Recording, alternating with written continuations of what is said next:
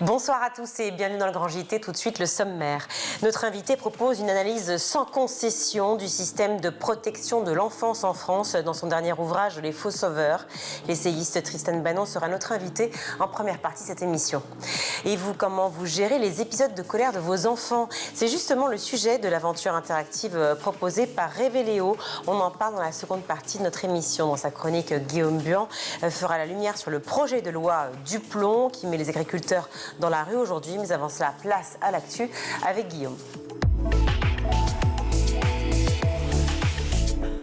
Bonsoir Guillaume. Bonsoir Virginie, bonsoir à tous. Pour débuter, ce lundi s'ouvre le procès du meurtrier présumé du jeune Mathis, tué de plusieurs coups de couteau en 2024. C'était à Châteauroux. Un procès qui va se dérouler à huis clos et qui va durer jusqu'à mercredi. Mathis, 15 ans, est donc tué de plusieurs coups de couteau par un adolescent du même âge lors d'une dispute. Le mis en cause, c'est un jeune homme d'origine afghane, connu pour être instable, violent ou encore souffrant de troubles psychotiques. Le suspect, incarcéré déjà depuis plus d'un an, a reconnu les faits mais a donné plusieurs versions. Le père de Mathis sera présent dans la salle d'audience. Toutefois, le deuil reste compliqué pour ce père de famille. Écoutez, c'est au micro d'RMC. Tous les jours, je chiale. Ça arrive n'importe quand, n'importe comment. On pense à lui tout le temps pour n'importe quoi. Ça a fait exploser une vie de famille du côté de sa maman, une vie de famille de mon côté. C'est que des montagnes russes émotionnelles depuis un an, donc c'est ingérable. Aujourd'hui, c'est ingérable. Ce gamin, on est persuadé qu'il aurait pas dû être là à ce moment-là. C'était pas son coup d'essai. C'était quand même sa troisième attaque au couteau. Les services sociaux qui allaient plus dans la famille parce qu'ils avaient peur, parce que c'était violent. On se rend compte qu'il y a eu plein de choses comme ça qui ont été faites un peu à la légère. Et alors, suite à plusieurs expertises médicales, le juge d'instruction a retenu l'altération du discernement du jeune homme au moment des faits. Il encourt toutefois 10 ans de prison. Dans l'actualité également, Elisabeth Borne revient sur la possibilité d'interdire le voile aux mineurs de moins de 15 ans. La ministre de l'Éducation nationale était l'invitée de BFM TV hier midi. Elle a affirmé avoir les plus grands doutes sur la constitutionnalité de cette proposition qui a été déposée par son parti, Renaissance, emmenée par Gabriel Attal. Ce dernier souhaite justement une deuxième loi séparatisme après celle de 2021. Quand on est face à une menace grave, il faut ne s'interdire aucune piste et ensuite il faut travailler pour proposer des mesures rigoureuses, constitutionnellement solides et applicables. Ce sont les mots d'Elisabeth Borne qui appelle à prendre le temps d'en débattre, même au sein de son parti. Hier se tenait la journée internationale des enfants disparus. À cette occasion, la Fondation Droits d'Enfance a publié donc son rapport et le nombre de signalements de disparition de mineurs est passé sous les 40 000 en 2024. Une année qui est marquée aussi par une baisse des fugues, une stabilisation des enlèvements parentaux, mais des cas qui restent de plus en plus complexes. Cette baisse s'explique principalement donc par une baisse des fugues, moins 6,7% depuis 2022. À l'inverse, les disparitions inquiétantes continuent de grimper, 9% par an. Le nombre d'enlèvements parentaux reste stable, 665 signalements effectués. Au total, plus de 40 000 appels qui ont été passés en 2024 au 116 000. C'est le numéro pour appeler et également le nom de la Fondation. Face à cette situation, elle appelle à la mise en place justement de campagnes nationales de sensibilisation sur les dangers de la fugue, mais aussi au renforcement des politiques publiques de lutte contre l'exploitation sexuelle des mineurs et puis aussi un soutien accru aux parents qui sont victimes d'enlèvements parentaux.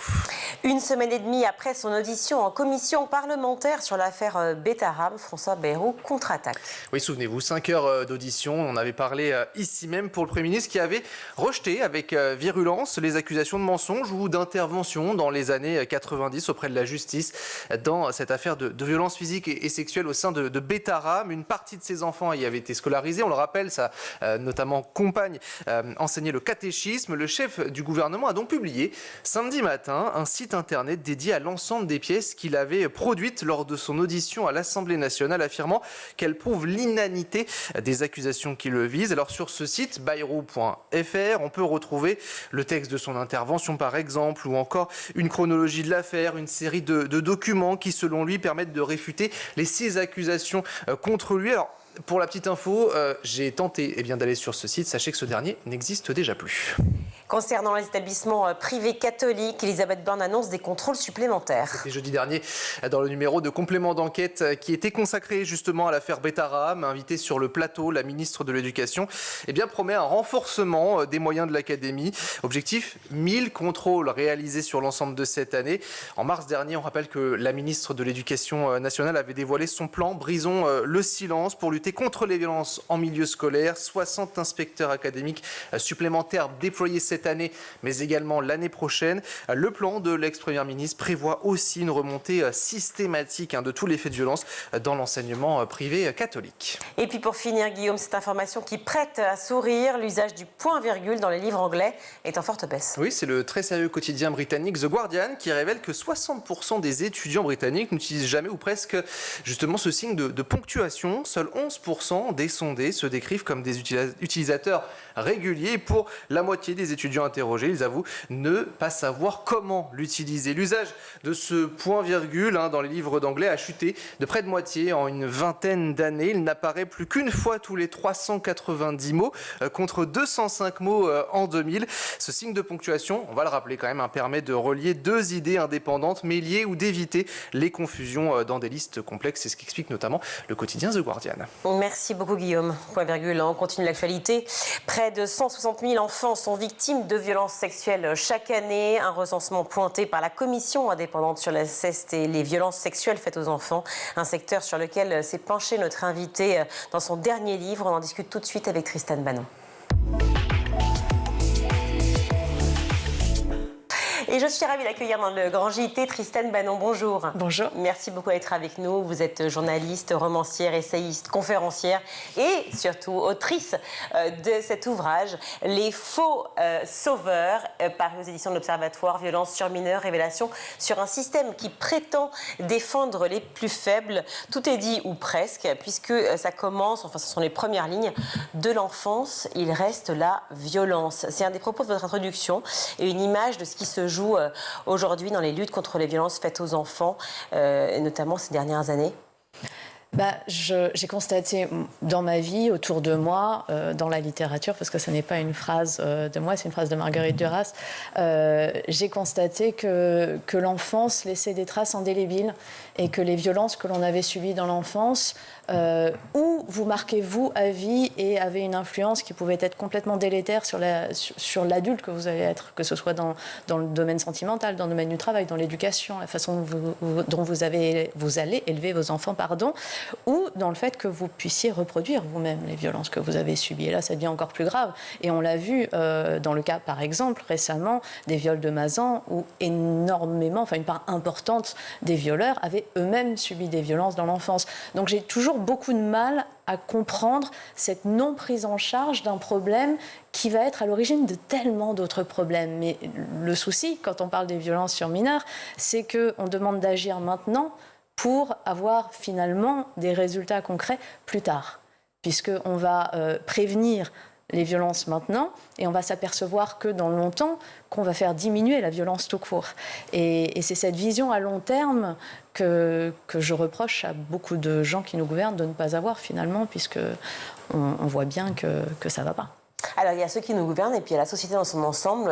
On va y venir des deux côtés, mais j'aimerais déjà vous poser cette question qui est un peu naïve, mais qui, je pense, prend tout son sens. Est-ce que vous avez le sentiment qu'il y a une réelle prise de conscience de la société aujourd'hui des violences faites aux enfants?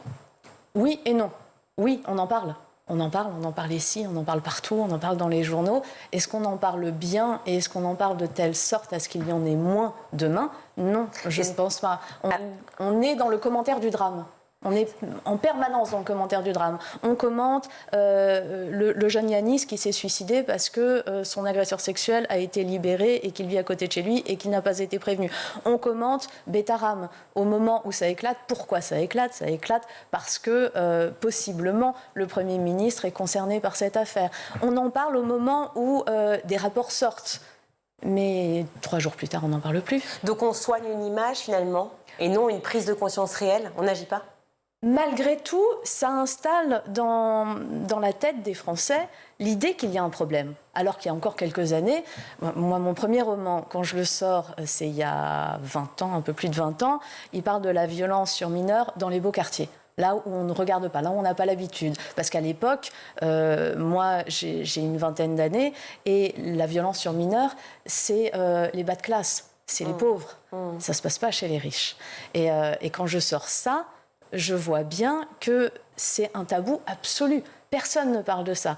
Il n'y a plus beaucoup de tabous du genre, contrairement à ce qu'on dit. On dit on fait tomber des tabous tous les jours. En réalité, il n'y en a plus beaucoup. La question, c'est est-ce que pour autant, on décide de s'en occuper? Non. Et pourquoi on ne décide pas de s'en occuper? Il y a plein de raisons. D'abord, parce qu'on est obnubilé par le bruit médiatique. Donc on va effectivement soigner une image, on va en parler pour faire des plateaux, on va être dans une espèce de posture de révolte permanente.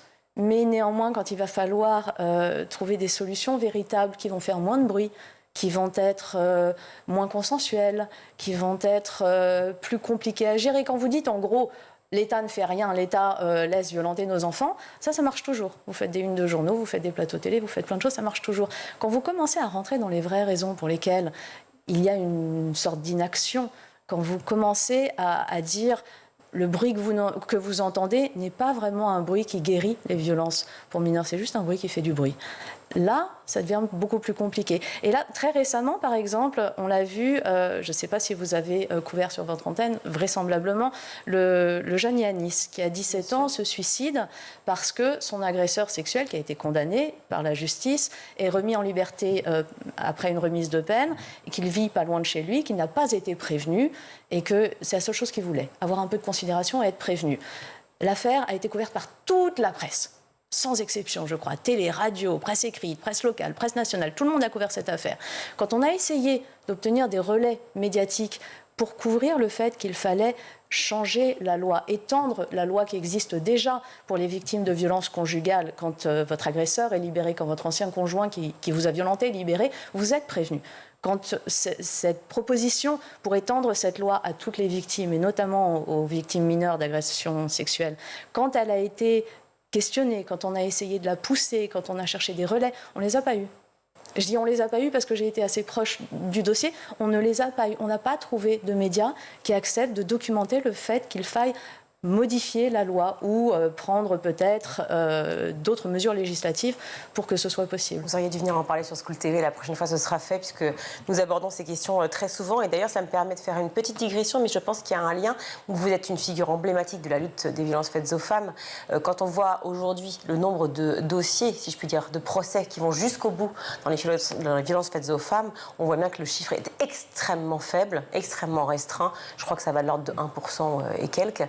Est-ce qu'aujourd'hui, vous avez le sentiment que finalement, on reproduit la même chose et pourtant on alerte de la même manière avec les enfants? Oui, un petit peu, mais je suis toujours gênée par cette histoire des chiffres parce que on n'en sait pas grand-chose en réalité. On n'a pas de chiffres. Si, on a ce chiffre des classements sans suite, mais dans ce chiffre des classements sans suite, combien d'affaires qui se sont déroulées il y a 20 ans, il y a 25 ans, et c'est merveilleux, grâce à la libération de la parole depuis en gros 2017, depuis le mouvement MeToo, depuis l'affaire Weinstein, beaucoup de très anciennes affaires sont portées devant la justice et c'est très bien, mais évidemment que ce sont des affaires qui sont très compliquées à sanctionner par une peine, puisqu'il n'y a plus de preuves, il n'y a plus de témoins, parfois il n'y a même plus de coupables, ils sont même parfois morts. Et je parle vraiment d'affaires que j'ai suivies, où on a découvert finalement que le criminel était mort. Alors, il faut additionner ça avec tout un tas de ce qu'on appelle de requalification, c'est-à-dire des plaintes pour viol ou pour tentative de viol qui sont requalifiées en agression sexuelle, donc qui ne rentrent pas non plus dans les chiffres. C'est-à-dire qu'un classement sans suite ne veut pas dire qu'il n'y aura pas nécessairement une sanction à la fin. Ça peut être aussi qu'elle a été classée sans suite par la porte et qu'elle va passer par la fenêtre. Donc c'est très compliqué. Ce que je constate, oui, il y a aussi des trous dans la raquette, attention, il y a aussi des affaires, j'en ai suivi, où vraiment je me suis dit, là, il n'y a pas moyen, il va être condamné, le type. C'est pas possible autrement. Non. C'est alors ou parce qu'il y a des vices de procédure, ou parce que on peut le dire aussi, parce que parfois les décisions de certains juges sont incompréhensibles, même pour des juristes. Mais néanmoins, ce que je constate, c'est quand même aujourd'hui, on punit mieux qu'hier, sûrement moins bien que demain. De plus en plus, les magistrats sont formés, on fait de plus en plus attention. Quand je suis allée, moi, porter plainte contre Dominique Strauss-Kahn en 2011, il était possible et même assez facile et même coutumier de déposer une main courante pour des choses qui relevaient vraiment de l'ordre du crime.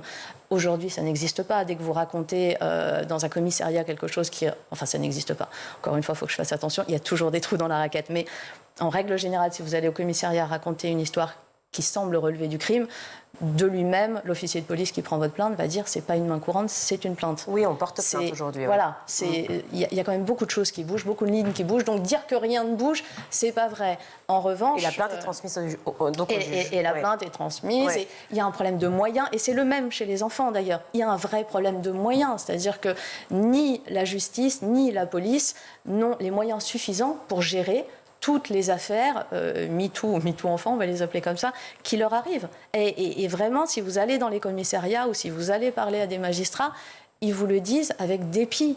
C'est malheureux. Ils vous regardent. Moi, j'ai parlé à des policiers qui, vraiment, les larmes aux yeux, m'ont dit on n'a pas les moyens de traiter tout ça. Regardez la pile, on n'a pas les moyens. Chaque semaine, un enfant meurt sous les coups de ses parents et 160 000 enfants, et c'est une estimation encore une fois, on parle d'affaires de chiffres, sont victimes de violences sexuelles chaque année en France. Vous parlez effectivement de ces systèmes de protection de l'enfance qui prétendent défendre les plus faibles. Je rappelle le titre de votre livre, Les faux sauveurs. À qui faites-vous allusion ?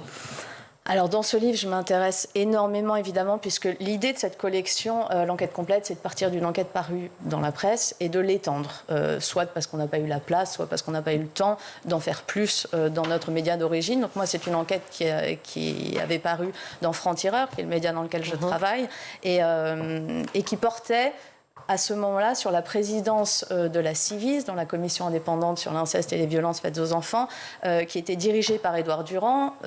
Il arrivait à la fin de sa mission. À la fin de sa mission, on l'a remercié pour le travail qu'il avait fait pendant 3 ans et on a décidé de changer de présidence. Et là, il y a eu, certains s'en souviennent sûrement, une levée de boucliers. Il y a eu des comédiennes, il y a eu des militants, il y a eu des associations. Beaucoup de gens ont demandé le retour du juge Durand. Moi, c'est là que je suis intervenue avec mon enquête en me disant, c'est vrai, pourquoi on n'a pas reconduit ce juge Durand ? Certes, il était à la fin de sa mission, mais on pouvait le faire repartir de nouveau, puisque la Civis continuait. Et j'étais partie pour prendre la défense de ce monsieur. Et j'ai découvert, en enquêtant, que non seulement les choses n'étaient pas si simples autour de lui, mais qu'il était révélateur de tout un système qui n'allait pas, c'est-à-dire que on veut nous montrer des héros, nous expliquer qu'ils sont la solution, le visage et l'alpha et l'oméga d'un problème, que ce soit là les violences sur mineurs, mais c'est pareil pour les violences sur les femmes, c'est pareil pour plein de situations. Et en fait, ça ne va pas. Parce que les violences sur mineurs, c'est très complexe. Et qu'en l'occurrence, le juge Édouard Durand, lui, a exclu tout un pan de la lutte. Il a exclu volontairement, et quand je dis exclu, il a silencié des représentants de victimes qui étaient à ses côtés normalement pour travailler avec lui. Il y a les violences sur mineurs handicapés, il y a les violences sur les mineurs ultramarins. Il faut savoir que les ultramarins sont beaucoup plus touchés par les violences sur mineurs que nous en métropole, qui sommes déjà très touchés. Il y a les violences en institution, on est en train de le découvrir, que ce soit avec l'ASE, l'aide sociale à l'enfance, ou que ce soit avec Bétaram, toute forme d'institution, institution catholique d'enseignement ou institutions comme l'aide sociale à l'enfance. Il a regardé ailleurs quand on lui a parlé des violences qui sont liées à Internet, mais pour une raison très simple d'ailleurs, c'est que lui ne s'est intéressé qu'à une chose, c'est l'inceste venu du père, avec une mère protectrice, et ce, en faisant témoigner d'anciennes victimes, pour des raisons qui ne sont pas forcément dépendantes de lui d'ailleurs. C'est très compliqué de faire témoigner un enfant pour plein de raisons. Il faut l'accord parental. Vous vous doutez bien que quand le parent est incestueux, avoir son accord, ça paraît complexe. Donc, il a fait témoigner d'anciennes victimes. Or, les anciennes victimes, c'est-à-dire les adultes d'aujourd'hui qui ont été victimes d'inceste dans leur enfance, passons le fait que ça reste un tout petit pan du problème, il n'y avait pas Internet.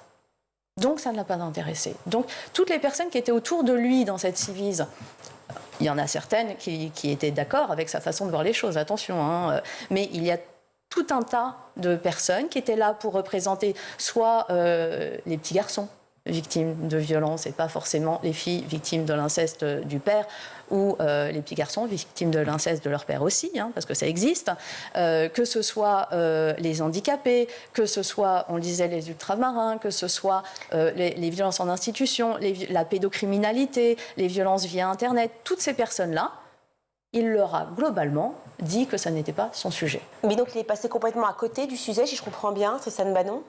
Ça serait faux, ça serait très dogmatique de dire qu'il est passé complètement à côté du sujet, parce que pendant sa présidence, on a au moins parlé des violences sur mineurs. Et ça, Julien Ségré, il a tellement occupé l'espace médiatique, pour des raisons qu'on peut décrier ou pas, mais qu'importe le résultat. Vous parlez d'ailleurs d'hyper-personnalisation de la Ciivise. Hein. Oui, et d'ailleurs, il y a des témoignages dans le livre de personnes qui travaillaient avec lui, qui ont une peur panique de parler contre lui, parce qu'il a tout un tas de réseaux d'influence qui sur les réseaux sociaux, exercent une forme de tyrannie assez redoutable. Il a, comme ça, hyper personnifié, mais aussi privilégié les aspects de la lutte qui allait le poser en héros. On parle quand même, et ça devrait tous nous questionner, ça, en tant que, même que journaliste, en tant que média, ça devrait nous questionner. On parle d'un juge, certes en disponibilité, mais qui se fait lui-même appeler, ou en tout cas qui se laisse appeler le juge du rang, donc qui emporte la fonction avec lui, qui a posé à la une du journal Télérama, avec une victime dont l'affaire n'était pas encore, en tout cas une plaignante qui se présentait comme victime dont l'affaire n'était pas encore jugée, puisque c'était Judith Godrèche, et tous les deux ont posé en une de Télérama. Est-ce qu'on imaginerait, je vous dis quelqu'un au hasard, Nicolas Sarkozy, poser avec un juge en une d'un journal? Absolument pas. Ça n'est pas possible. Si on a accepté ça, c'est parce qu'on a décidé que le juge Édouard Durand était un héros, et qu'il représentait à lui tout seul la cause, et qu'à partir de là, tout était possible. Alors certaines choses sont de son fait, parce qu'il y a beaucoup de choses qu'il a orchestrées, certaines choses ne sont pas de son fait. Vous avez eu l'occasion d'en discuter avec lui, de le rencontrer? J'ai parlé, alors au téléphone, on s'est parlé pendant 1h40, très longue conversation, très étonnante par certains aspects, parce qu'il cultive cette position. Il cultive cette position, il aime à dire que ça n'est pas vraiment de sa faute s'il est devenu ce personnage emblématique et ce héros. Et c'est les gens qui ont fait de lui un héros. Moi, ce qui m'a le plus marqué, vous savez, quand on milite pour des causes, on a coutume de dire que la cause passe avant tout. Et quand quelque chose abîme la cause, normalement, ça nous fait du mal. Alors la cause, et pardon, je poursuis parce qu'on a peu de temps et je profite du moment avec vous, Tristan Banon, puisque c'est précieux. Effectivement, le juge Durand donc, quitte ses fonctions, puis est nommé Caroline Rey-Salmon. Et là aussi, vous y consacrez. D'ailleurs, c'est le premier chapitre de votre ouvrage, de votre livre. C'est une pédiatre légiste qui est nommée donc vice-présidente de la Ciivise, qui a été victime, selon vous, et selon beaucoup, de lynchage clairement médiatique. Est-ce qu'on peut dire un mot? Car en fait, c'est l'illustration même, finalement, de ce système que vous dénoncez aujourd'hui. Oui, ce que j'allais vous dire suit ça, parce que justement, j'ai été étonnée à sa façon, qu'il se réjouisse de ce lynchage, alors qu'il l'abîmait quand même, la cause, justement. Caroline Rey-Salmon, c'est donc une pédiatre légiste qui faisait partie de la Ciivise au début, qui n'était pas d'accord avec Édouard Durand sur plusieurs points, ce qui est très bien, c'est le débat. Et quand elle se retrouve nommée à la codirection de la Ciivise, une ancienne patiente qu'elle avait examinée à la demande du procureur pour attester des violences qu'elle avait commises. Elle dénonçait un inceste commis plus tôt dans sa vie. Via les réseaux sociaux d'abord, et puis via une plainte juste après, dénonce, l'accuse d'agression sexuelle. Et c'est vrai que je lis ce qu'il y a dans la presse, je lis les témoignages de cette jeune femme et je ne vois rien qui me fasse penser à une agression sexuelle. Et je ne comprends pas. Et je creuse et je rencontre cette Caroline Rey-Salmon dont la vie a été détruite. C'est plus qu'un lynchage, c'est une vie entière donnée pour aider les victimes de violences sexuelles. À prouver ces violences. Parce que le problème, on le dit souvent d'ailleurs en télévision, on dit souvent c'est parole contre parole. Pas toujours. C'est-à-dire qu'elle a créé entièrement ce compartiment de la pédiatrie légiste pour pouvoir attester vraiment physiquement des traumatismes, des incestes, des violences sexuelles qui ont pu être commises sur les mineurs. Et toute cette vie a été balayée par un tweet. Au départ, c'est de ça dont on parle, par un tweet et par des médias très acquis au juge Durand qui vont se précipiter sur cette accusation, sur ce tweet et puis sur cette plainte pour dire finalement il faut absolument faire revenir le juge Durand, c'est lui le héros. Par cette illustration, et vous en saurez plus évidemment en lisant cet ouvrage, par cet exemple même, vous dénoncez effectivement un système qui, lorsque l'on crée une commission comme la Civis, donc une commission de protection des droits de l'enfant, et qui permet justement de pouvoir avancer, en tout cas incarner un espoir pour l'enfance et les familles françaises aujourd'hui. Vous dénoncez justement ce système qui en fait ne privilégie que l'image, ou en tout cas la détruit, et ne permet absolument pas d'avancer. Il nous reste que quelques minutes, c'est pour ça que j'en viens à cette conclusion-là. Tout à fait. Juste, il faut quand même dire que Caroline Ressalmon a été entièrement lavée des accusations dont elle a fait l'objet. Oui, en fait, le problème, c'est qu'on est allé, il faut reconnaître à Édouard Durand, on est allé le chercher pour ça aussi. On est allé le chercher parce qu'on voulait quelqu'un qui soit l'image, qui montre qu'on faisait quelque chose et qui représente l'action sur ce sujet. Or, il ne peut pas y avoir, encore une fois, une image. Il y a plusieurs visages des violences faites sur mineurs parce que c'est tellement protéiforme que c'est impossible d'imaginer qu'il y aura un héros qui va soigner le mal. C'est pas possible. Et toute personne qui aujourd'hui se posera en héros et dira que lui est la voix, comme il l'a fait, il l'a dit, qu'il était la voix des enfants victimes de violences sexuelles, toute personne qui dira ça mentira. Il n'y a pas une voix, il y a plusieurs voix. Plusieurs voix qu'on pourrait justement regrouper, en tout cas être représentées aussi par une autre institution et qui pour le coup serait plutôt un ministère dédié à l'enfance et à la protection de l'enfance. C'est ce que vous dénoncez aujourd'hui ? En tout cas, c'est en ayant discuté avec tous les intervenants que j'ai questionnés pour ce livre, c'est ce qui revient le plus souvent, c'est la demande d'un ministère, parce qu'un ministère de l'enfant de plein exercice, évidemment que c'est pas la solution à tout le ministère, mais ça répond à une organisation qui permet de travailler en pluridisciplinarité, qui permet d'utiliser tous les outils d'un gouvernement, qui montre quand même, parce qu'un budget, un ministère c'est aussi un budget, donc qui montre quand même une intention, qui montre une volonté, et surtout qui permet que les dossiers soient suivis sur de multiples angles, que plusieurs personnes gèrent les différents angles, qu'on puisse faire appel par exemple à des experts de terrain, et qu'au-delà de tout ce qui puisse se passer, au-delà des changements de ministres, au-delà de ça on connaît, tous les remaniements gouvernementaux, les dossiers continuent à être suivis. Et surtout les pans du problème, on le voit bien qu'il y a... En fait, le problème aussi de toutes ces questions-là, c'est que ça nécessite de s'attaquer à des problèmes, à des sujets qui ne sont pas médiatiques. Et c'est ça le sujet. C'est qu'en réalité, quand vous voulez incarner quelque chose, vous l'êtes présent dans les médias. Or, si vous allez vous attaquer au problème de l'aide sociale à l'enfance, vous n'allez pas être présent dans les médias, soyons très clairs, sauf sûrement sur School TV. Les médias s'intéressent peu à cette question-là, à part quand un rapport choc tombe, et encore une fois, ça dure 3 jours. Donc il va falloir aller sur des sujets peu porteurs médiatiquement, et en plus, il va falloir accepter de rencontrer l'opposition d'une majorité de Français, donc de ne pas être un héros, de même être un ennemi d'une majorité de Français. Parce qu'attention, s'il y a autant d'enfants victimes de violences, c'est aussi parce qu'il y a beaucoup de familles dysfonctionnelles, c'est aussi parce qu'il y a beaucoup d'institutions où il y a des dysfonctionnements, alors pourtant qu'attention, ceux qui travaillent en institution, souvent, font tout ce qu'ils peuvent, mais encore une fois, manque de moyens, manque de personnel. Il faut aller s'attaquer à tout un tas de questions qui ne feront pas de vous un héros dans les médias, qui ne vous feront pas élire quand vous êtes politique, mais qui peut-être aideront à ce que demain le pays se porte mieux. Et à ce moment-là, évidemment, un pays qui se porte mieux est un pays qui produit plus. On peut aller très loin. Finalement, en réalité, c'est très politique. Et est-ce que vous deveniez donc un ou des vrais sauveurs, comme vous pouvez l'être aujourd'hui? Il y en a beaucoup sur le terrain, énormément. Oui, exactement. Merci beaucoup, Tristane Banon. Je rappelle donc le titre de votre livre, Les faux sauveurs, violences sur mineurs, révélation sur un système qui prétend défendre les plus faibles. C'est aux éditions de l'Observatoire. Merci 1000 fois d'être venu sur le plateau plateau du Grand JT. Merci à vous Tristan et puis on se retrouve j'espère vite avec de nouvelles avancées si je puis dire, nouvelles informations. La loi pour Yanis, j'y crois, on va y arriver. On viendra vous le dire. Et un ministère j'espère aussi. Merci beaucoup Tristan Banon. Bien sûr. Oui. Merci. On marque une courte pause, on se retrouve.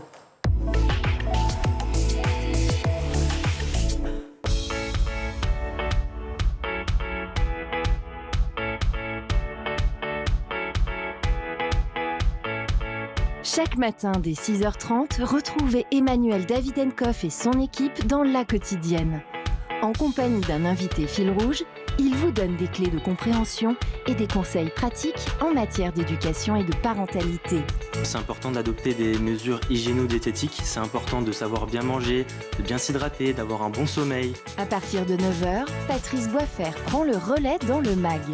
Au cœur des territoires, la parole est donnée aux élus et aux élèves qui font bouger l'éducation partout en France.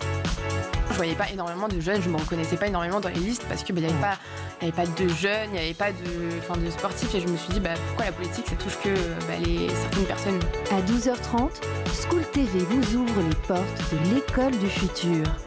Avec son équipe de chroniqueurs, Philippine Dolbeau met en lumière des acteurs engagés et des innovations pédagogiques qui façonnent l'école de demain.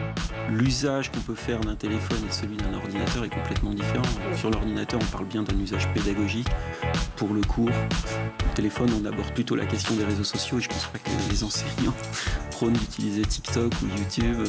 Tous les soirs à 20h30, dans le grand JT de l'éducation, Virginie Guillaume fait le point sur l'actualité du jour. Politiques et acteurs de l'éducation se questionnent sur l'avenir de nos enfants à l'école. Le double objectif de tout ce que nous avons fait, qui est la boussole de toute l'action, c'était deux objectifs que j'affichais toujours, c'est-à-dire un, hausser le niveau général des enfants de France, deuxièmement, baisser les inégalités, donc rapprocher les plus défavorisés du reste du groupe et que tout cela monte, ce que j'appelle parfois niveler par le haut. Chaque samedi et chaque dimanche, Malika Ménard reçoit une personnalité qui raconte ses souvenirs d'écolier et dévoile sa vision de l'école d'aujourd'hui et de demain. L'amour devrait être enseigné à l'école, l'empathie devrait être enseignée à l'école, la vraie éducation civique, l'amour de l'autre, l'amour des plantes, le respect de l'environnement profond, l'alimentation vraie, ça devrait être enseigné à l'école. School TV, imaginons ensemble l'école de demain.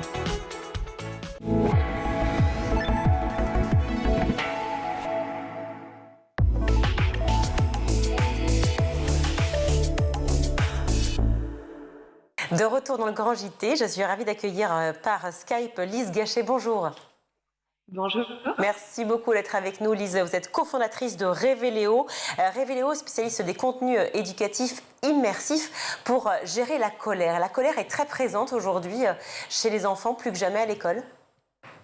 Oui, complètement. À l'école, en dehors de l'école, c'est un thème vraiment essentiel en fait dans le parcours de l'enfant. Et alors je dirais que dans l'école, c'est d'autant plus un sujet en ce moment puisque ça fait partie des compétences psychosociales. Donc les compétences psychosociales, c'est avoir un comportement approprié et positif face aux défis du quotidien, que ce soit envers soi-même ou envers les autres. Et avec la connaissance de soi, sa capacité à communiquer, à gérer son stress, la gestion des émotions en fait partie et fait partie des programmes de l'éducation nationale.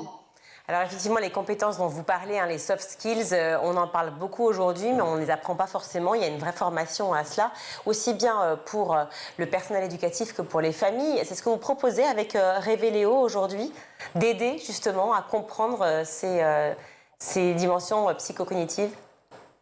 Oui, complètement. C'est vrai que, comme vous le dites très bien, les enseignants ne sont pas forcément formés à ces sujets.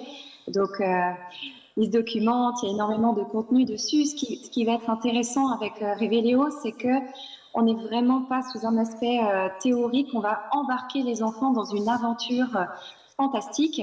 On a créé tout un univers avec des personnages. On s'est rapproché d'Adeline Stockart, qui est l'illustratrice des BD Elle, pour créer 6 personnalités, 6 enfants très différents qui permettent aux enfants de se projeter, de se dire « Ok, moi je suis un petit peu comme Anna ou je suis comme Will » et de les embarquer dans une aventure avec défis, des activités. Donc, ce sont des vidéos courtes de 5 minutes qui vont être fantastiques et qui vont leur permettre de faire des activités hors écran pour travailler sur eux. Et l'avantage qu'il y a avec les personnages, c'est qu'ils vont surprendre les enfants. Et c'est vrai que les enfants d'aujourd'hui, il faut pouvoir comme ça capter leur attention. Et ils vont leur passer des messages forts. Alors, ces messages forts, quels sont-ils déjà? Et puis surtout, ce que j'aimerais que vous me racontiez, c'est quelles sont les formes que peut prendre la colère? Parce qu'il y en a plusieurs, j'imagine, qu'on peut retrouver à travers les personnages. Oui, alors la colère, elle peut prendre plusieurs formes parce qu'elle a aussi plusieurs sources. Il peut y avoir de la frustration, ça peut être des enfants qui accumulent tout un tas de tensions aussi au cours de la journée et ça peut s'apparenter dans l'expression à de la colère. Et puis, la colère est positive. C'est aussi ce qu'on explique aux enfants, c'est que ça leur permet d'avoir comme un signal, il faut le prendre comme une ressource, une indication que leurs besoins ne sont pas respectés, que voilà, il y a de l'injustice.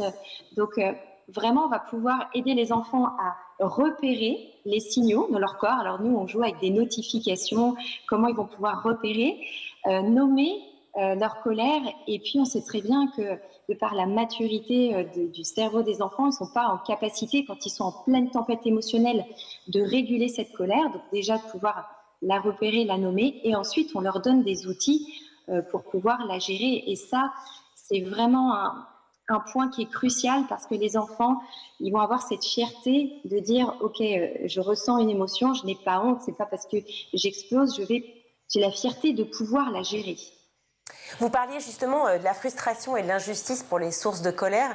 Est-ce qu'il y a d'autres formes, justement, enfin d'autres sources plutôt, qui prennent forme donc avec la colère et que les parents, dont les parents finalement sont un peu, ma phrase n'est pas claire du tout, mais on va y arriver, qui permettent aux parents de comprendre finalement un peu mieux leurs enfants? Alors c'est vrai que bon, la frustration et le non-respect de l'injustice pour les enfants, ça c'est vraiment un point qui est clé. Donc en fait, ce qui se passe, c'est qu'une fois qu'on a trouvé son émotion, et là on s'appuie sur la CNV, vraiment une fois qu'on a détecté qu'on était en colère, on va pouvoir aller chercher le besoin qui se cache derrière. C'est là où c'est vraiment intéressant. Par exemple, un enfant, je ne sais pas, qui va se chamailler avec son frère ou sa sœur, ou qui sur la cour d'école va dire bah, « je peux jouer avec vous », non pas toi. Voilà, il va y avoir dans certains cas de la colère, ça peut être aussi de la tristesse. Hein. On gère la colère, mais on a aussi des programmes pour gérer l'ensemble des autres émotions. On va pouvoir mettre le doigt sur le besoin qui est caché derrière. Ça peut être le besoin d'appartenir au groupe. Ça peut être le besoin d'avoir des retours positifs par rapport à son travail, d'avoir confiance. Donc, en fait, ce qui est intéressant, c'est l'émotion en elle-même qu'on va identifier, mais c'est surtout derrière le besoin et la demande qu'on va formuler pour aller au bout de la démarche, de faire une demande claire et accessible.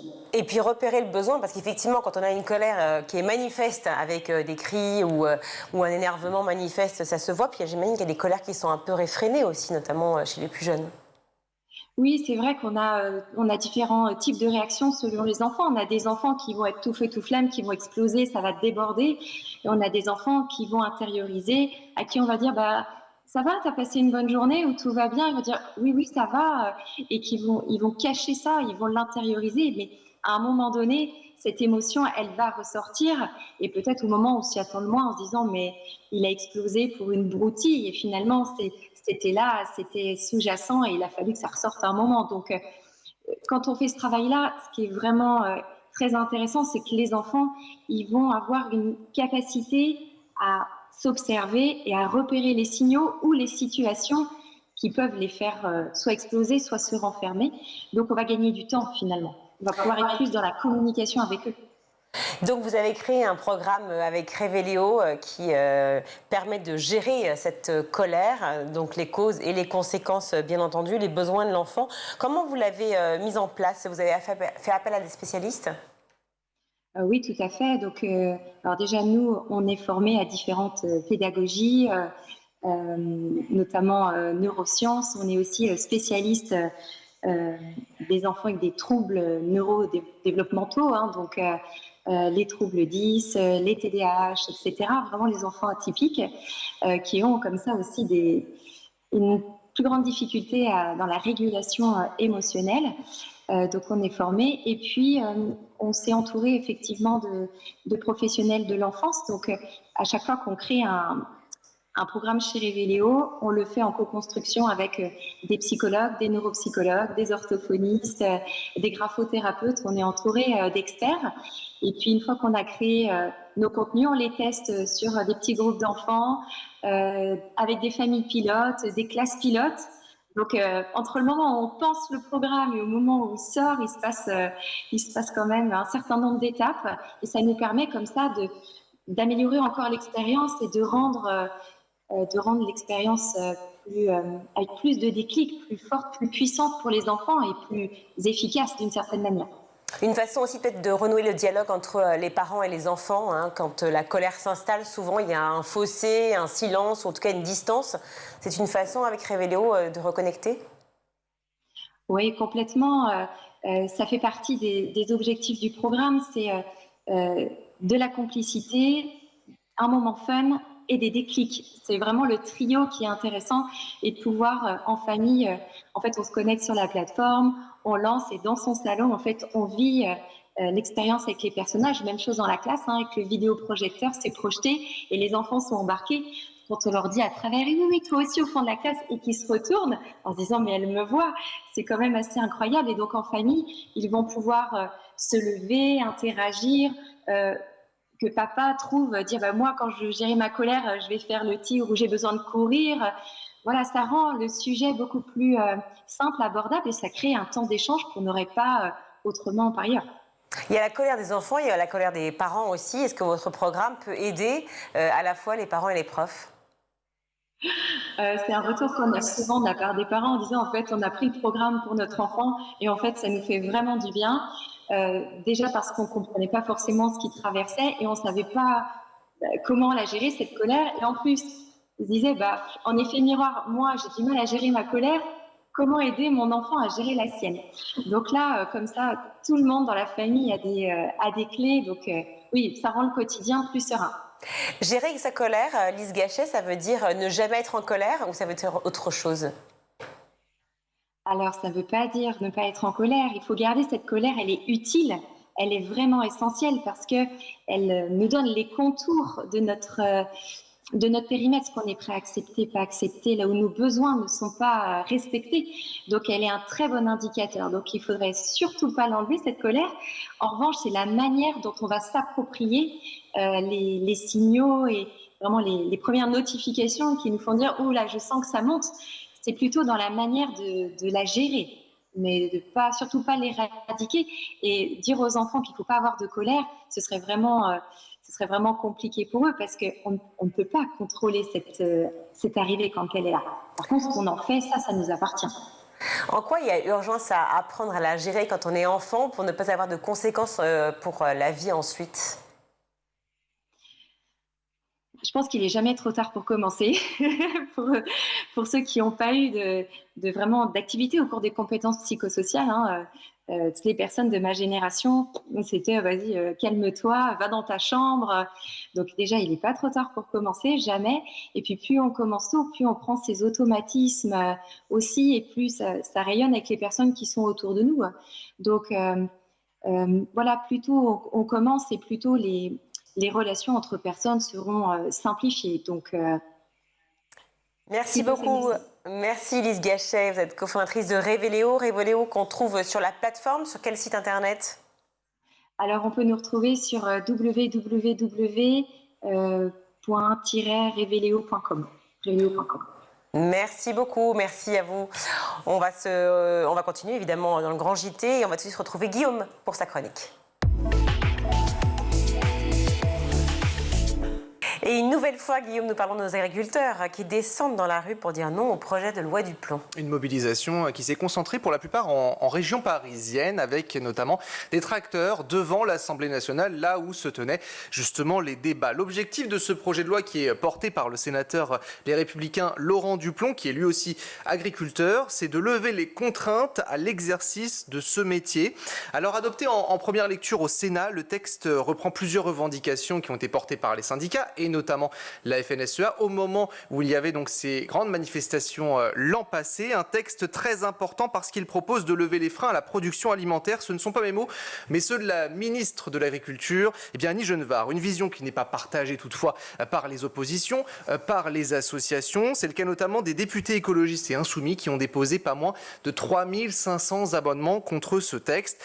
Alors de quoi ralentir justement l'examen de ce dernier, au point que le bloc central donc a tenté une petite parade pour mettre immédiatement fin au débat. Une motion de rejet qui a toutes les chances d'ailleurs d'être adoptée une nouvelle fois ce soir, puisqu'il y a la droite ou encore le Rassemblement national qui pourrait la voter. Ainsi, le texte ne serait pas débattu au sein de l'Assemblée nationale, mais plutôt en commission mixte paritaire, où il y aurait donc 14 députés et sénateurs qui vont de nouveau définir un petit peu ce qu'il y aura dans ce texte. Donc c'est une machine en arrière, si vous voulez. 4 grands thèmes, Guillaume, dans ce texte qui provoque la colère des assos et des syndicats. Et la mesure la plus décriée par justement les associations, c'est la réintroduction dérogatoire de l'acétamipride. Ça vous parle pas? C'est un insecticide de la famille des néonicotinoïdes, interdit en France déjà depuis 2018, mais qui reste encore autorisé en Europe, et ce jusqu'en 2033. Cette disposition est donc réclamée par notamment les producteurs de betteraves sucrières ou encore de noisettes, qui affirment avoir aucune autre solution pour protéger leur culture. Un sujet qui divise même au sein du gouvernement. Je propose d'écouter, c'était ce week-end, Agnès Pannier-Runacher, la ministre de la Transition écologique. Dans un pays qui a interdit les néonicotinoïdes, je trouve que c'est dommage de réouvrir cette possibilité parce que on perd tout l'élan qu'on a fait d'investissement dans des alternatives et que on va se reposer la question dans quelques années parce que immanquablement une interdiction arrivera. Et les syndicats dénoncent de leur côté une concurrence déloyale, car vous l'aurez compris, en Europe et notamment les autres pays peuvent l'utiliser contrairement à nous. C'est le cas notamment de la FNSEA, ce syndicat qui est représenté par Arnaud Rousseau, qui était ce matin chez nos confrères de France Info. Vous savez, les produits qu'utilisent les agriculteurs sont des produits qui ont une homologation. Comme quand vous allez acheter un médicament chez le pharmacien. Que ce produit, il est homologué dans 26 États membres sur 27. Il n'y a qu'en France qu'il est interdit sur une décision politique, non pas sur une décision scientifique. On dit que si on a une alternative et qu'on peut se passer d'utiliser des pesticides, on le fait bien volontiers. Ce qui est dans le texte, ce serait dérogatoire pour 3 ans pour quelques productions, la noisette, la pomme, la betterave, de manière très encadrée parce que ces productions sont dans des impasses. Si nous n'avons pas, comme l'ont les Allemands, les Italiens, les Espagnols, cette matière active, ça veut dire qu'on ne produit plus en France. Et si on ne produit plus en France, on importe. Est-ce que c'est ça qu'on veut ?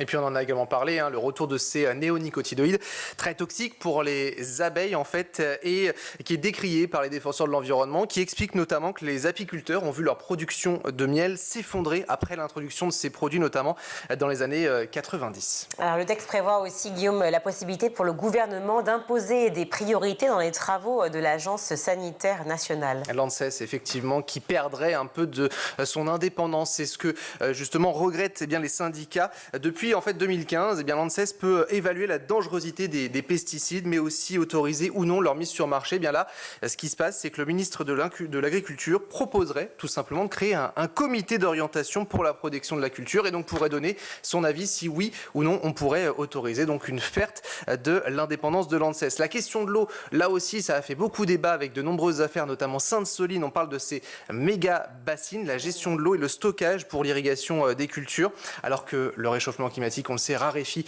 justement cette ressource. Plusieurs associations sont contre l'implantation de ces méga-bassines qui accaparent, je cite, les ressources en eau au profit de l'agriculture. Et puis enfin, le texte propose une dernière mesure qui là aussi fait débat, l'agrandissement des bâtiments d'élevage. Par exemple, une autorisation qu'à partir de 85 000 poulets contre 40 000 aujourd'hui, ou encore une porcherie qui passerait de 2 000 à 3000 animaux à l'intérieur. Les ONG de défense animale dénoncent là un élevage tout simplement qui serait intensif. C'est pourquoi ce matin, on a une lettre ouverte qui a été publiée avec une vingtaine d'associations qui notamment signé. C'est le cas de l'UFC Que Choisir. Par la voix écoutée d'Olivier Andro, il est chargé de mission agriculture alimentation au sein de l'association. Écoutez. S'agissant des pesticides, sur les problématiques sanitaires et environnementales, vous savez, il y avait le principe de séparation de vente et de conseil. C'est-à-dire celui qui vend les pesticides ne va pas vous conseiller comment on utilise.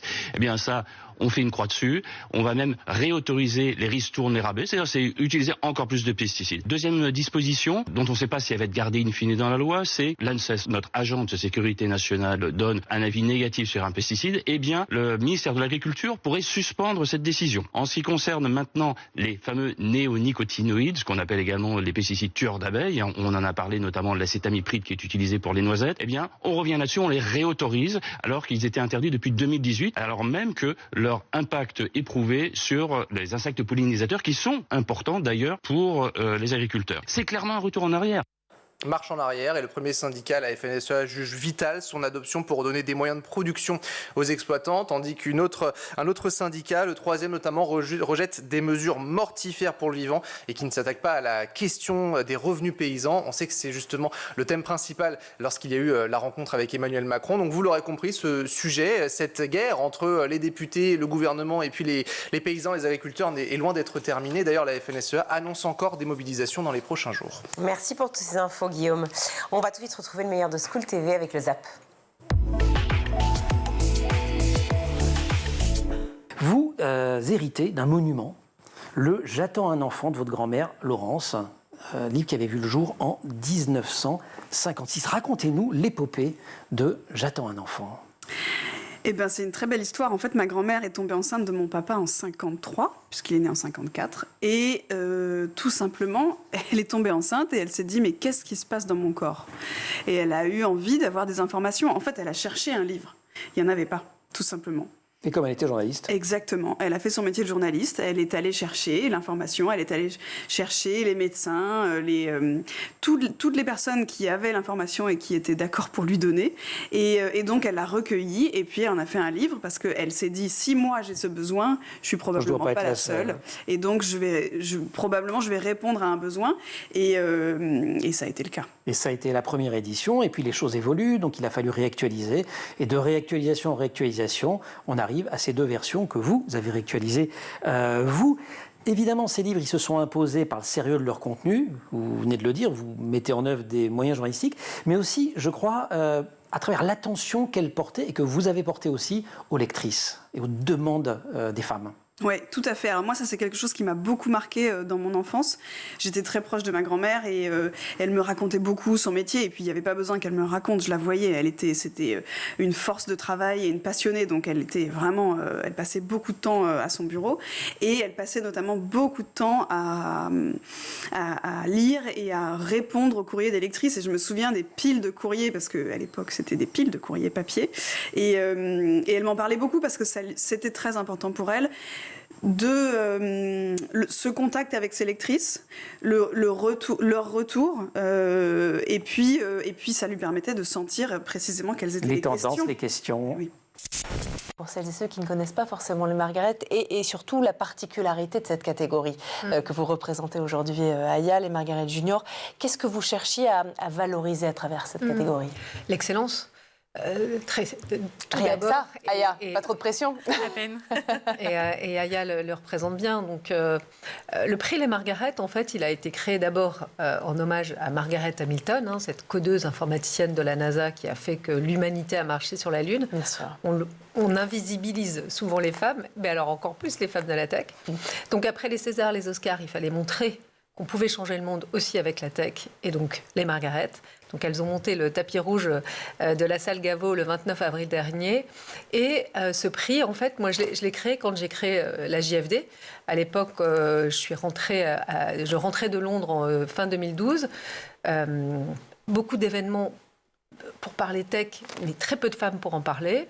Donc je décide de créer la journée de la femme digitale et pour montrer justement tous ces rôles modèles. Et vous vous en souvenez bien sûr, Philippine, puisque vous en faisiez partie à l'époque aussi de toutes ces femmes qu'on a présentées en fait à ce public. Journée de la femme digitale, 13 ans, une initiative que je voulais absolument démocratiser pour que tout le monde justement accède en fait à cet événement et que chacun en fait, comme Internet, en prenne part. Pari réussi, puisque aujourd'hui, la journée de la femme digitale, c'est tous les ans le 17 avril et ça se passe dans le monde entier. Et on s'est rebaptisé cette année JFD, mais qui veut dire Join Forces Under, et qui en fait est vraiment notre mission, qui est d'unir les forces et d'oser. Oser ce monde qu'on veut meilleur grâce à la technologie et oser présenter des rôles modèles, parce que je crois qu'on ne peut pas être ce qu'on n'a pas vu. Et plus on montrera des réussites, des jeunes filles qui osent, qui innovent, qui entreprennent, plus d'autres jeunes filles se diront pour moi aussi c'est possible. Non. Je sens que vous êtes très heureuse et je pense que les élèves, vos élèves qui vous regardent du côté d'Aubervilliers sont très heureux aussi. Ils s'attendaient à l'énormité, si je puis dire, de cette aventure. Oui, ils sont ravis. C'est des choses auxquelles ils n'avaient jamais touché. Donc par exemple la plongée, puisqu'on a passé des baptêmes de plongée. Ils ont pu passer leur niveau 1 de plongée, donc c'est des choses qu'ils ne connaissaient pas du tout. C'est-à-dire que l'océan, pour eux, c'est un monde qui leur est totalement inconnu? Pas pour tous, mais pour une partie, oui. Pour une partie, on a une partie de nos élèves du 93 qui n'ont pas vu, qui n'ont jamais vu la mer. Donc c'est aussi un peu l'idée de ce projet-là, de pouvoir découvrir les fonds marins, parce que c'est compliqué de protéger ce qu'on ne connaît pas. Et alors, comment vous avez eu l'idée, vous, de participer à ce concours? En fait, on a fait des recherches sur Internet et on est tombé sur le concours Océano que moi je connaissais pas du tout. Vous vouliez faire un projet, c'est ça, avec vos élèves? On voulait faire un projet justement en partant de ce constat-là, du fait que nos élèves n'ont pas forcément accès simplement aux vacances, à la mer, aux océans. Et donc, en faisant des recherches pour trouver des subventions, parce qu'il faut des subventions pour un projet, on est tombé sur Océano pour tous. Vous êtes 2 enseignants. On est 2 enseignants, oui. Charles Vautrin en EPS. Voilà. Votre collègue d'éducation physique et sportive. C'est ça. Donc du coup, on fait un projet en co-intervention, EPS, SVT. Clémence, dans les sujets que vous avez beaucoup réactualisés, il y a par exemple la question du postpartum, qu'on évoquait d'ailleurs juste avant l'anti-sèche, en disant toutes ces images sur les réseaux sociaux de le lendemain de l'accouchement, tout va très bien, Madame la Marquise. Là, vous dites qu'il y avait vraiment beaucoup de choses à dire aux femmes. Oui, en fait, le postpartum, c'est une période de grande vulnérabilité. Alors, je vais citer une étude qui est assez récente et qui fait froid dans le dos. On l'a vu, le suicide est la première cause de décès maternel. Donc là, tout est dit. Ça veut dire que vraiment, c'est une période de grande fragilité et que donc les parents ont besoin d'un soutien énorme et surtout ont besoin de savoir qu'il peut y avoir des moments difficiles. Ce qu'il y a, c'est que pendant des années, en fait, la maternité ne devait être que beauté, merveille. Oh, j'ai eu un enfant, c'est merveilleux. Et on en parlait juste avant. On oublie. On a un enfant et puis il se passe les 2-3 ans difficiles et puis ensuite on oublie que c'est donc on en refait un. Donc on en fait un, mais en disant c'est cool. Mais en fait, c'est ça en fait dans tous les domaines de la vie. On garde les bons moments et puis on oublie les moments difficiles et c'est comme ça que l'humain est fait pour avancer. Mais si on les oublie totalement et qu'on oublie de dire aux autres que ça va être difficile, alors on met potentiellement dans la tête des gens un vrai problème de culpabilité parce que quand il y a des difficultés, si on ne le sait pas, quand on les vit, on se dit « Mon Dieu, qu'est-ce qui m'arrive? Pourquoi je suis comme ça? Je ne suis pas normale, je ne vais pas bien. Je vois nulle part des gens qui sont en train de vivre ce que je suis en train de vivre, donc ça ne va pas. » Alors que en fait, il faut dire aux parents que ça arrive, les difficultés, c'est possible, mais il y a des choses pour avancer, pour aller mieux. Il y a des réseaux de soutien, des gens à contacter, et c'est vraiment très important de le savoir. Votre projet s'appelle Stars Factory. Est-ce que vous voulez bien nous en dire un petit peu plus, Aya? Oui, bien sûr. Alors, la Stars Factory, ça raconte mon histoire, tout simplement. À la base, c'est venu d'une problématique qui me concerne moi. J'ai toujours voulu, depuis toute petite, aller dans l'espace, aller à l'encontre de l'inconnu ou ce genre de choses. Et donc, Margaret Hamilton était l'un de mes modèles, bien évidemment. Et donc, en grandissant, en me renseignant, en fait, je me suis heurtée à la réalité de la vie, en me disant que c'était un milieu, en fait, très fermé, que par exemple, si si on voulait aller dans l'espace, mais il n'y a pas que ça comme métier. 22 500 candidats pour la dernière sélection des astronautes de l'ESA, seulement 5 sélectionnés. C'est vrai. C'est énorme. En tout cas, très peu. Et donc l'objectif de la Stars Factory, c'est de démocratiser ce milieu, c'est de créer en fait une formation en ligne, en réalité virtuelle, durant laquelle on a l'occasion de vivre l'expérience d'une vraie formation d'astronaute depuis chez soi. Est-ce que aujourd'hui, vous en êtes à quel stade de ce projet? Alors aujourd'hui, grâce à la JFD, j'ai pu énormément avancer sur le projet. J'avais déjà un prototype qui était lancé en Californie, puisque j'ai commencé en Californie en fait le projet. D'accord. Et donc l'objectif était de ramener ça un peu plus à la France et à l'Europe. Et donc j'ai pu rencontrer énormément de personnes qui étaient assez influentes dans ce domaine-ci pour m'apporter en fait les données dont j'avais besoin et tout ce dont j'avais besoin pour continuer à accélérer sur le projet. Quel est l'esprit du concours et encore une fois ce sur-mesure, cet accompagnement auquel vous participez, si j'ai bien compris, activement?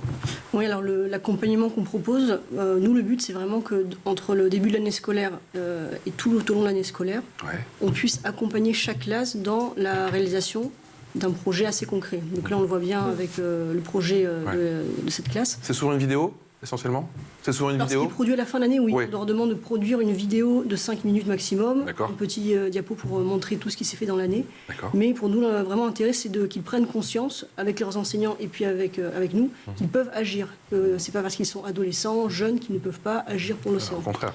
Donc cet accompagnement, on propose une 30aine d'heures maximum sur l'année. Alors c'est énorme en vrai, parce qu'on jongle aussi avec les contraintes de calendrier, surtout des collèges, puisque c'est le public cible. Mais on leur propose un accompagnement de visio, d'ateliers en visio thématisés sur la biodiversité, le changement climatique, une dizaine de thématiques. Et derrière, on essaye justement de les accompagner dans la réalisation du projet. Donc on est souvent en contact aussi avec les enseignants, un peu avec les élèves. Et pour faire en sorte que le projet se concrétise. C'est la fin de ce grand JT. Merci à vous tous de nous avoir suivis. Merci beaucoup à la réalisation aujourd'hui à Alice Pitavi, au son Héloïse Merlin, maquillage Laure Audemont, Laura Girard et Emma Ferré à la rédaction, Guillaume Buan, journaliste sur l'émission aujourd'hui et chroniqueur. Vous revenez quand, cher Guillaume? Je reviens jeudi. Voilà, merci beaucoup. Bonne soirée à tous et puis à demain. Ciao.